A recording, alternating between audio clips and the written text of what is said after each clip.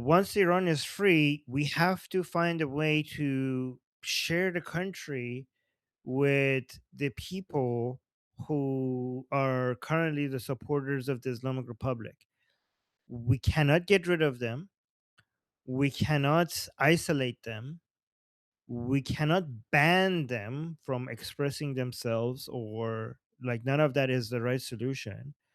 And you're completely correct that there needs to be a way for us to approach them and trying to, you know, make them integrate with the rest of the country, like be part of the rest of the country. And this is going to be a challenge. I do want to remind people, as some people, when you say that, like they look at all of these, I don't know, Durka Durka people, Allah Akbar jihadi people, and you're like, holy crap, we have to share the country with these people. And I just like a lot of people get upset that that's going to be, part of Iran, right? I just want to remind them that every country has their own fair share of, people with garbage ideas. Like this is not a unique challenge for us. And honestly, this is a challenge that we should welcome because it's like not that big of a deal compared to the challenges that we're facing right now. Every time we're like, oh no, we have to share these with the country with these people. I mean, at least they're not in power. At least they don't own the government. At least they're not like killing tens of thousands of Iranians while they're protesting in the streets. This is a normal problem. Like it's a problem, but it's a normal problem. Once this becomes our problem, we have turned into a normal country. We're dealing with normal problems now, then, right? But you're completely right. I completely agree with you that this is a challenge. And I think that the education system is going to be key.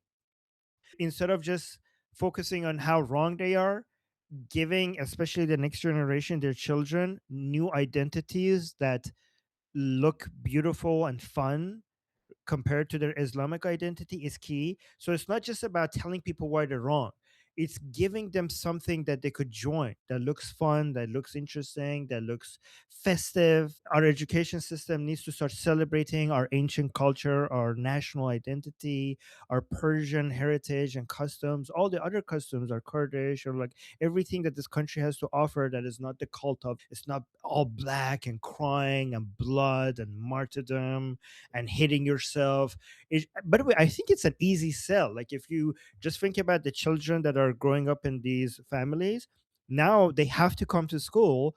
And even though at home they might be like, I don't know, jihadi durka durka, Ali Haydar Haydar, at school they're saying like now we have an education system that is providing them with all of these beautiful festive culture of Iran, and it's really hard to compete with that once they get exposed to both. It was already hard to compete with that with the Islamic Republic in power. Like they were already losing them. But imagine now when we have the education system, we have all the media, like all the TV stations, the cartoons, everything would be celebrating our Iranian identity rather than our Islamic identity. Even when it comes to debating and proving, there's going to be a debate culture. I know like some people cringe over that, but I'm pretty sure like now that we're sharing the country with them, the online, our online presence is going to be filled with debates and exposing Islam. And they're gonna, I mean, I want them to I don't want to isolate them. I want them to come, like they're the younger generation who is like online and trying to do online jihad now. I actually welcome that. That's like I don't want to tie them up. I want them to I want them to be free to come and challenge us so that we could challenge them. I can see that this is now that the Iranian people are free. I mean, we already had a really strong debate culture online. Trust me, I know this because I've been involved in it for the past, I mean, a couple of years on it. And I but now, given how like Iranian people love debate, especially over religious issues online, but and we have seen this becoming a major hobby of Iranians to debate, while most of them were not free to just come and debate the way that they wanted to. So imagine if now it's free to be able to freedom, we have freedom of speech, we're going to unleash all of these Iranians coming out and giving their opinions. So I could just imagine how many YouTube channels we're going to have from inside Iran, because so far it has been from outside of Iran. So like we're going to be unleashing a wave of Islamophobes, right, online for the world. So I think like I wouldn't want to be on their side. Like I think the level of anti-Islamic content not only that is going to make it difficult for these people for their ideology to survive inside Iran. I actually think like even beyond the borders of Iran, people should be afraid about what's about to come. So I think it's going to be so much, YouTube channels and content against Islam coming from Iran, that I actually feel you should be scared about what's happening to Islam, not just inside Iran, but also outside of Iran. Also, I have to mention that what happened in early January, when tens of thousands of Iranians were killed by the regime, as much as devastating for Islam it has been in Iran for the past 47 years, those 2 days did more damage to Islam than the combination of the past 47 years. Those 2 days, so many people who you would have never imagined were coming out and saying, I shit on Hussein and fuck Islam, and grandmas and grandpas that promised that they will never pray again. So the Islamic Republic in the past 47 years has created the greatest force against Islam, but all of that combined did not do what those 2 days did. So many Iranians, I mean, I bet you they're exaggerating a bit, but many Iranians were convinced that this is like those 2 days was the end of Islam in Iran. Like I know they're exaggerating, but you can see where people think things are heading. The Muslims that we most Muslims in Iran are against the Islamic Republic, right? So the supporters of Islamic Republic is smaller than the number of Muslims in Iran, right? Much smaller than the number of Muslims. And the situation in Iran is so anti-Islamic that when Muslims come to online discussions regarding our revolution, when they say that they're Muslim, they apologize for it. That's the current climate in Iran right now. They're like, "Hey guys, I'm Muslim. Sorry." Like imagine like 10 years ago, if you are a non-Muslim, you would be so afraid to announce anywhere publicly online that you are against Islam. Even if your identity was hidden, just saying that was huge risk. But now in Iran, we're in a situation when they join discussions, they apologize sometimes to people for being Muslim. Like, guys, I hope nobody gets offended here, but I'm a Muslim, right? So, I mean, this is like, imagine where we're heading. Like, nowhere else in the world is like this. So, yeah, those people are a problem, but I think the trend is in the right direction. And once our hands are untied, we're going to continue moving in the right direction when it comes to cleaning up this mess. Okay, thank you. I just want to give you a tip on Prince Reza Pahlavi's YouTube that he Hmm. have released more videos of meetings with very interesting people, but not on I his s- ex. yeah, okay, yeah, Thank yeah. I you. saw, I saw that. Yeah, thank you. All right, let's go through the list. Okay, next we have Jewish Samantha. As a reminder, everybody, we've only got about 45 minutes left with Armin. Aris, I see your name. I will add you to the list, but there is no guarantee for anyone to be called up after these next few because we'll kind of see how it goes, but we'll try and keep reminders for time in the chat. So once again, Jewish. Samantha. Okay, 2 questions. One's kind of like personal question and one's about Iran. Which should I ask first? Either one. Personal, go personal first. Something I just weirdly realized the other day is like, okay, so like I'm afraid of people, but like I weirdly realized like I am way more afraid of talking to people who don't know that I was just in a communist cult and I'm like navigating that situation than people who like I'm way more afraid of talking to people who don't know that than people who do know that. Like somehow like people knowing that who I'm talking to, like, weirdly makes me feel safer, and I don't know, I'm just like you mentioned before how, like, when you became an ex-Muslim, like, you just wanted to tell everyone you're an atheist, like, was fear a component of that, or, like, do you have any insight on why?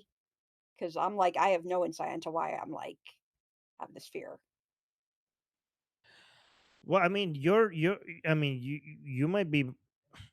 Mine was an unhealthy. So you have an unhealthy amount of distrust for with people because of the experience that he had. But my position when I was 18, 19, mine was also unhealthy.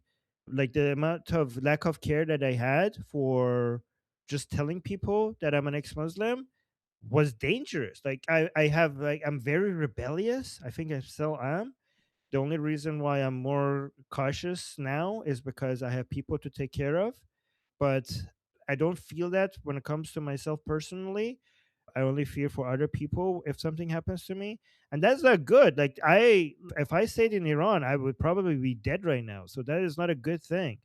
Like I remember in my university in Iran, in the middle of the religion class, the Islam class, the teacher, this is a university prof, mandatory university prof that was teaching about the miracles of Quran, and we were on the subject of Quran being a miracle when it comes to being the most beautiful thing is written. This is in Tehran University. I raised my hand, and by the way, to be fair, I was also trying to show the girls in the class that how bold I am, right? So I Yeah. had that bias as well.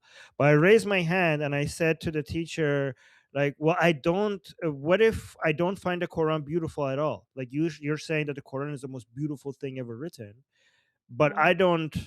I don't find it beautiful at all. So that is insane to for you, like especially right now it's much more common for people to say these things, right? But this is 20 years ago. Okay, this is 20 years ago in Iran, in Tehran University, in the middle of a class publicly, I said to my religion teacher in university that I don't find the Quran beautiful at all. So how is that a miracle? That is not the smart thing to do. Okay, it's a bit like weird that I'm still alive, to be honest. So, but yeah, don't use me as a model. Let's move on since we're short on time. When she comes back in, I'll check her in the chat and we can do that. Oh, she's back. Okay. She's back. She's back. Okay, second question. Let's do it fast. Aries is Jewish Tom, and he's from Iran, and like inside Iran. If maybe we should put him first because his internet connection is limited. Jewish Samantha, are you here with us? Yeah, yeah. So my second question is like, what's it called? I'm like afraid that like after the, you know, like after the like revolution, that like because it's like people tend to like do pendulum swings where they throw pendulum swings. I'm afraid that like with all this like anti-communism shit, like I'm afraid like people are going to like go very pure, no welfare whatsoever, like, if you can't afford food, you starve type mentality, and, like, that scares me about, like, Iran's Yeah, future. I don't. Yeah, no. Well, first of all, we have Princess of Pahlavi. Someone's mic is open. I think it's Eric. Eric, can you close your mic? So, first of all, Princess of Pahlavi has a huge moderating effect on people. If you ever worry about people going too extreme, it just takes one statement from Princess of Pahlavi to shut that down, right? Also, remember Muhammad Reza Shah, some of his policies from the White Revolution were leftist in nature, right? So if you look at the policies within the White Revolution of Muhammad Reza Shah, some of them are left leaning, right? And I wouldn't worry about that. I think like people know the Iranian people are, based on the conversation that I have with them on a daily basis, they're a lot more politically aware of what's toxic and what is not. They're not going to be. I mean, I disagree with welfare, by the way, right? But I know that the people who agree with me, they're not like crazy What do you mean? radical Like, against like you we would need to. let someone starve? You think the government should just let people starve who can't afford food? Like, what do you mean against No, no, welfare? no, no, no, no, no. No, no, no. Welfare. So a welfare state is not like it's not a country. So I'm talking about welfare states, okay? And I believe government support needs to come in the form of cash, like demand side rather than supply side, right? I think the government should not be in the business of providing services. I think that when the government is getting involved in protecting the people who are worse off, who are basically completely been eliminated from the job market, you need to just give them money. So you don't mess with the demand, the supply and demand balance of the market, right? So instead of providing them with services like education or healthcare or food or housing, let the private market figure that out. And whoever is whoever can't get these basic needs, whatever money that you were going to spend on all of those things, just give the money to them. Just put it in their hand so you don't mess up with the equilibrium of the market. So if people can't afford food, just give them the money. If you can't pay for education, just give them the money. If you can't pay for healthcare, just give them the money. And not only that way, you're not missing, you're not, the government is not getting involved in competing with the private market. You're actually enhancing the private market by giving the money to the poor people to get participate in the private market. Anyways, that's a very long discussion that I don't want to get into right now. We could have those discussions later. But that's that's my view. Okay. By the way, I Okay. really strongly believe in this, and I have been debating this topic for hours and hours and hours. But, like, I'm I don't want you to be, like, mean crushed, like, be nice. No, no, I'm just kidding. I'm just kidding. But I'm very, very passionate about free markets, and I'm very passionate about getting the government the fuck out of any industry other than military, other than police, other than judiciary, other than maybe certain limited private public partnerships. If your private markets are really inefficient and behind and can't get like enough funding for certain projects, foreign policy, when it really limit the involvement of government into, because the government's stuck at management and everything else. And I know there's a reason why they suck at it. Everything the government touches that is not these things, they ruin it. And not only they ruin it, they compete with the private market. And the private, it's an unfair competition because they have tax money. They don't have to worry about the cost. They're not doing cost reduction. They're actually motivated to increase the cost, because the more inflated they get, the more money the government agents get. So they're not efficient, they ruin it, and they also destroy the private sector by making them compete with the government. It's a really bad idea.